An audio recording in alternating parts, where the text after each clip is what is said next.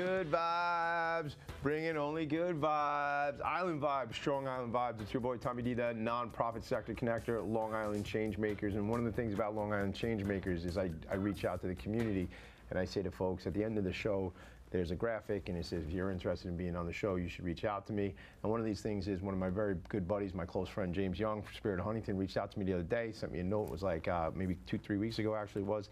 And he's like, Tommy D, I want to talk about Long Island Changemakers. There's some cool stuff going on and I'd like to come on the show. So James Young, creative director, Spirit of Huntington Arts Center, is my guest today.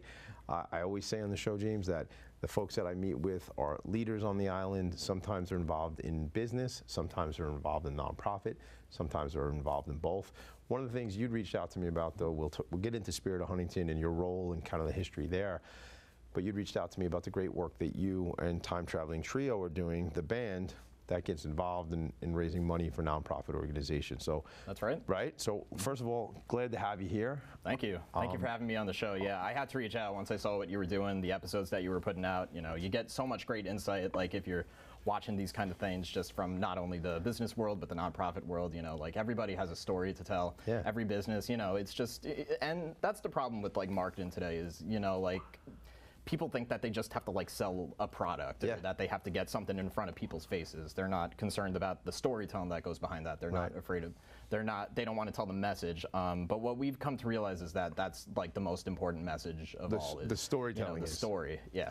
I love Everybody has a story. Every business has a story. You know, every person. There's like a whole like plethora of things that they've gone through in life that got them to where they are, and that's what people care about. Everybody's like, nobody wants to hear my story, but that is everybody. 100%. Yeah. And I started this show and the other show, Philanthropy and Focus, with just that in mind. There used to be a program I used to watch on A&E, which was a cable channel. I don't even know if it's around anymore, but it was called Biography, and it was just a show. It would be like the story of Milton Hershey, or the story of Carnegie or Henry Ford. And I love that. And they were particularly like people who became successful and built businesses and stuff like that. Right. But I think you're right, 100%. Everybody has a story. And I got to set this up a little bit because I get to go out to the world and talk about how Spirit of Huntington and the team are our Vanguard Benefits outsourced marketing team. And you know, you and I have a relationship on different levels. I mean, while I'm out doing Vanguard stuff, I'm texting you videos of us doing cool things because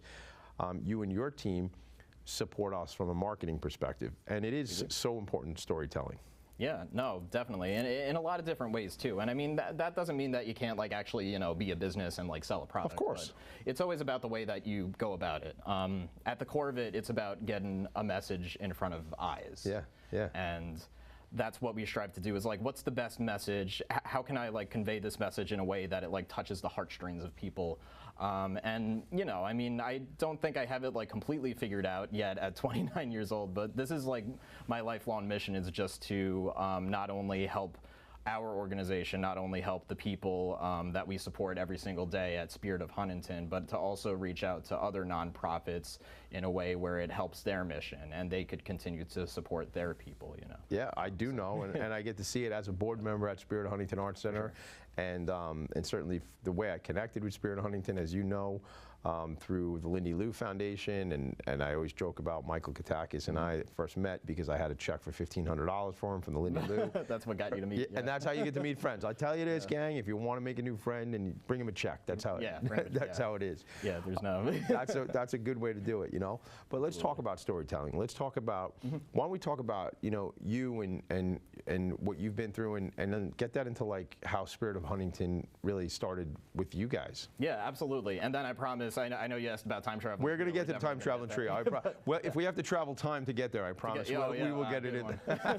We'll get it into the conversation. Absolutely.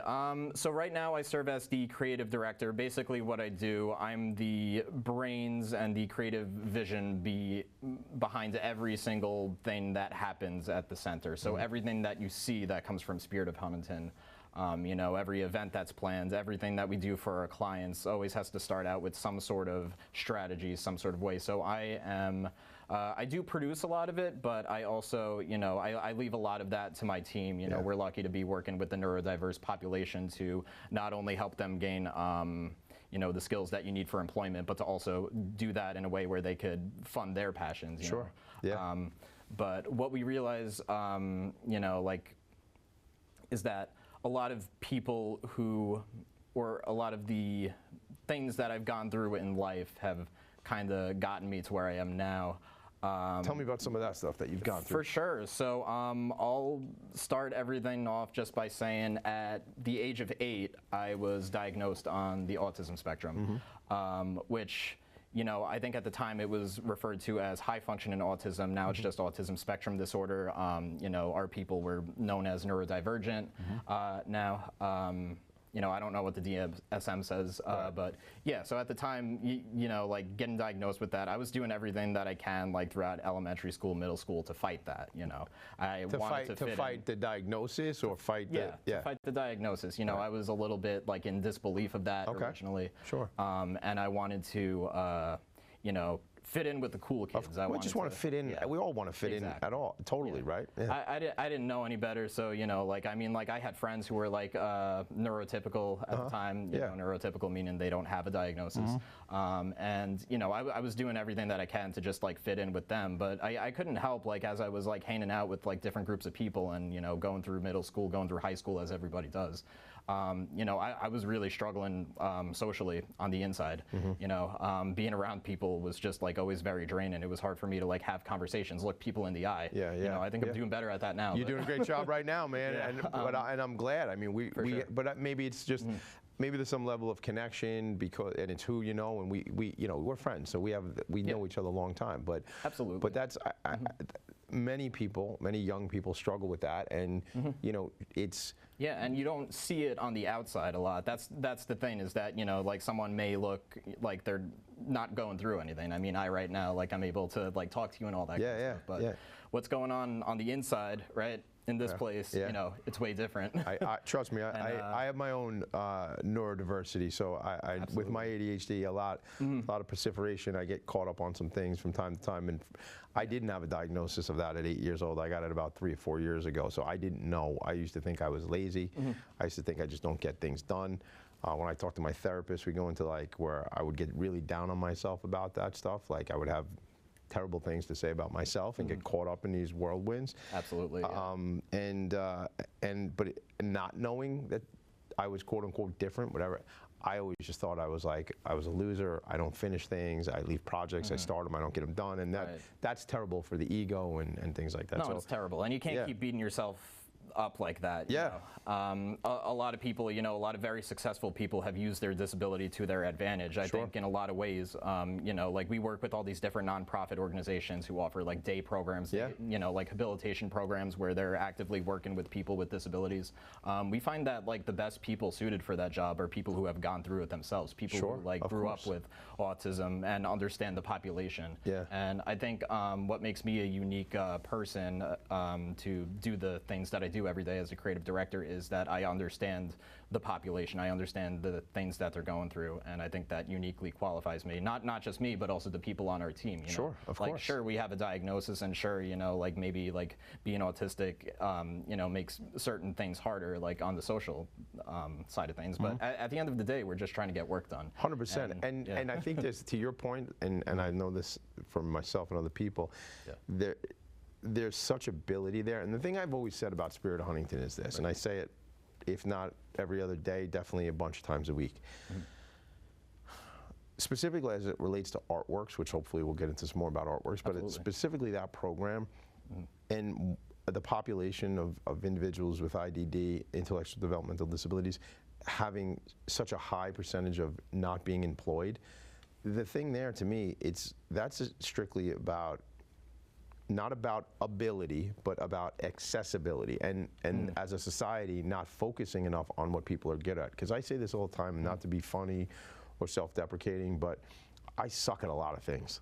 Like, I'm good at like 4 or 5. We can't all be good at everything, you know? Right, you know, but the reason of saying that, like, is if we all focus on the things we're not good at, then we would say, well, that person can't do anything. But if we zone in, and I think Artworks is a perfect example of that, of zone in on what somebody really is good at and what their zone of brilliance is, well, then we can get that person to active employment. That's how I always felt about that. I agree. I mean, it's a glass half full, half empty kind of scenario where, you know, and I mean, that just goes with life, you know, just in general. Like, and I think the high unemployment rate, which, you know, I think is like 85% of people who are neurodiverse are unemployed.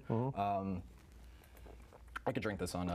You could drink it. That's why it's there. Cool. I hope it is good. You enjoying it? Yeah, for sure. Good. Yeah. Good. I just didn't know if I could drink it on camera, but no. I drink it all day because I'm thirsty. For sure. Two things I think contribute to that very high unemployment rate. I think one of them is that social skills have a certain way of determining your worth in life. And how you can interact with people, you mean? Exactly, for sure. And unfortunately, society, and I guess this is my second point, is that society isn't really set up for people who think differently, who act differently, to succeed in an environment. You know. Do you think we're going there, though? I think we're definitely, yeah. I think the more conversations that we have about neurodiversity, I think the more conversations that we have about mental health in general, and I think we're definitely in a better place.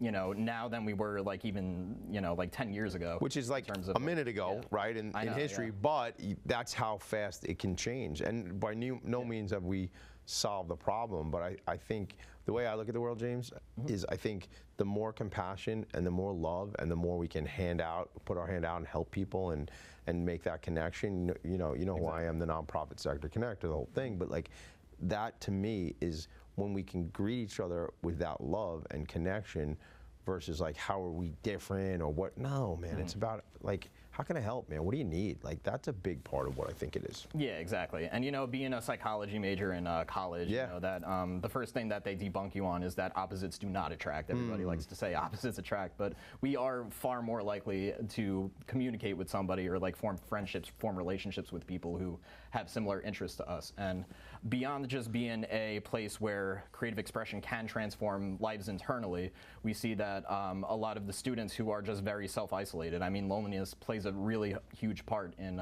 being on the autism spectrum, and not everybody presents as lonely. Not everybody presents as like, oh, this person doesn't want to make friends because they can't or they're able to. But like everybody wants to like feel a connection. Everybody wants to feel connected. And aside from just offering classes, art, music programs, digital art programs, and artworks, what's really important is the community that's out there. You know, it's about being in an immersive class, a hands-on class where you're getting to know the teacher, but you're also getting to know the other people in the class. So we've seen a lot of friendships form just on the basis of being a community art center. So let's talk about the community art center piece too, because like so you and I know the place. It's your place. You're there every day, right? I'm there as often as I can be, but some people don't know the history. Let's go back to the garage on 25A real quick. Could you do that?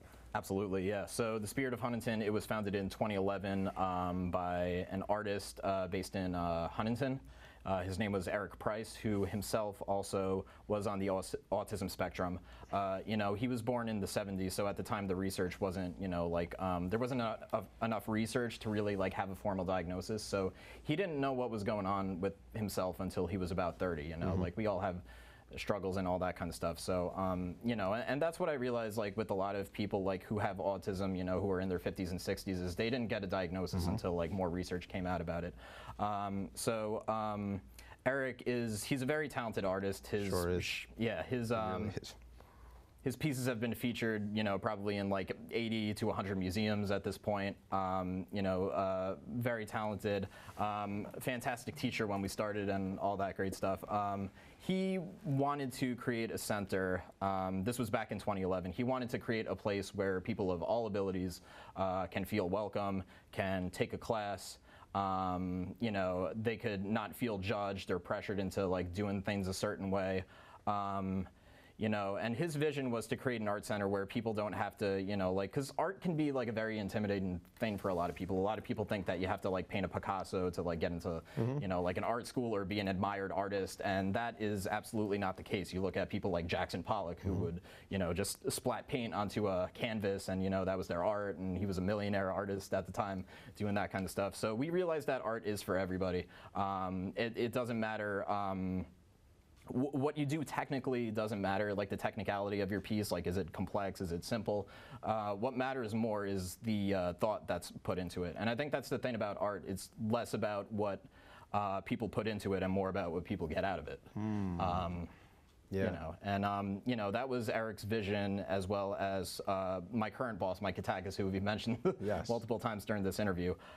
Michael originally, I'm trying to think exactly what happened, but something happened, and Michael and Eric got together. Yeah. They formed this art center, this art studio, which was basically a dilapidated gas station. No central heat, no nothing. How many basically. students? 3. Yeah. I was one of those students. It was me. Michael it was D. Michael's son. Katakis? Yeah, Right. Michael D. Katakis, Michael Katakis' son. Right. And my brother. It was Okay. just 3 people doing this program called Artists Come Alive, Okay. which has been there since the very beginning. Still a program to this day. It's still a program to this day. And the way that it works is we learn about a famous artist. We study their style, we talk about their style, a little bit about their personal life, and then the rest of the class, they're creating a project based on that style. So it's each week, every session, it's a new artist, is that correct? Correct. Every session, it's a new artist. So we change it up every week, and they learn about a different artist. Like, you know, we do anything from, you know, the famous Picasso, Van Gogh, Frida Kahlo, Andy Warhol, to some more obscure artists, which I'm kind of blanking on right now. That's cool. It's all good. I've never sat through that. Yeah. I would love to sign up for Artists Come Alive. I gotta plug into that. I do too. Every time I'm working upstairs, I kind of just want to like go down. You want to go down there? You know, take a class. That's a perfect segue. What's upstairs? Tell me about upstairs. Yeah. So upstairs, we do the digital art program, which is called Artworks, where we, you know, for a while we were doing like the visual art downstairs through the Artists Come Alive program, but when Michael came on full time, moving from his marketing agency over to the Spirit of Huntington, working on the Spirit of Huntington as a nonprofit organization full time, one of the things that he wanted to do was bring the stuff that he was good at, which was marketing, doing graphic design, doing video production, in a way where it helps populations that could benefit from it. Specifically, people who are neurodiverse, people who have developmental disabilities. We realize a lot of those students have passions, right? A lot of the people who enter this program have passions. And the passion is where everything starts, right? Because if you know what it is that you want to do, you're going to do everything that you can in your ability. You're going to overcome your challenges. You're going to learn the necessary things that you need to know to do that one thing. That's pretty much what we realized was happening in the Artists Come Alive class, and we carried that over to the digital art. We were like, you know, if we could make lives different, you know, with a pen and a paper, you know, or crayons and a paper, we can do it through the computer as well. Yeah. So 6 years ago, we started Artworks, which is a program which has, you know, kind of skyrocketed ever since then. Yeah. We offer graphic design classes, we offer video production classes, we offer animation classes, we offer social media classes, all the things that you would need to know to kind of work into today's world of, like, you know, in the digital world, I should say. I love that, and I tell you, as a board member and as, you know, a donor through the Lindy Lou Foundation, that is definitely my favorite part of Spirit of Huntington. And as a client, Vanguard Benefits being a client, I love the fact, as I continue to say, it's about not about ability, but it's about accessibility. That's my argument there, right? And I always love to say that, you know, our Vanguard Benefits, our outsourced marketing team, is a group of neurodivergent individuals who are doing incredible work, right? And it is. Right? I mean, you all did our mission, vision, value. I think about a young man named Jacob who works on the Vanguard account. Jacob's awesome.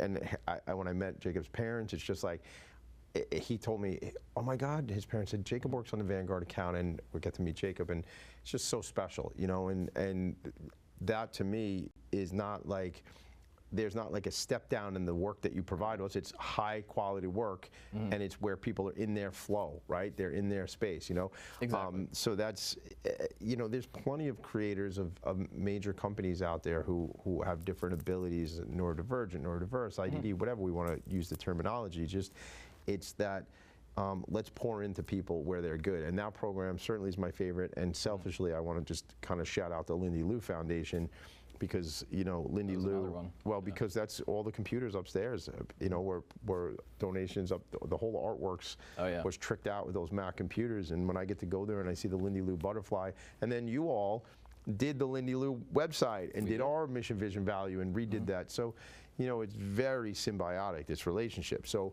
I got to tell you, to you directly, I'm very grateful that you reached out to me and said, Tommy D, I think I should come on this show. And I'm like, dude, 100%, let's go. Get the word out for sure. So tell me about the band, because we're going to do something with the band. We're going to do something here in studio later next week, actually. We are going to do something with the band. So tell me about the band. What's this band all about? Of course. So the Time Traveling Trio, we're actually going to have to change our name pretty soon because we have 4 people now. I just did a... No, now it's 8. It's getting bigger. It might be one day. We'll see what happens. So we... you know, I've been playing in like bands my whole life, and you know, that's great. You get to like write music. It's a very fulfilling thing for me. But I think, you know, at a point I was wondering like, how do I take that to the next level?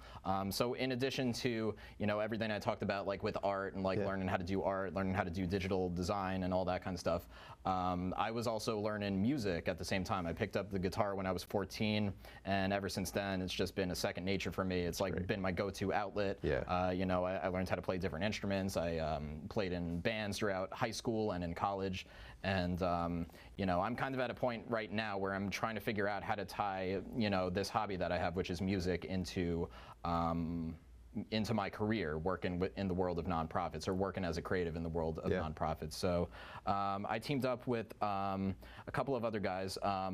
There's 2 Joes, right? So Joe C, I've known him since the 4th grade. We've been playing in pretty much every band together. Is that right? What does Joe play? Joe plays the bass. Oh, he does. He's the bass guitarist. Got it. And Joe R, he's the singer of the band. He sings and plays the cajon, which is basically a drum. Okay.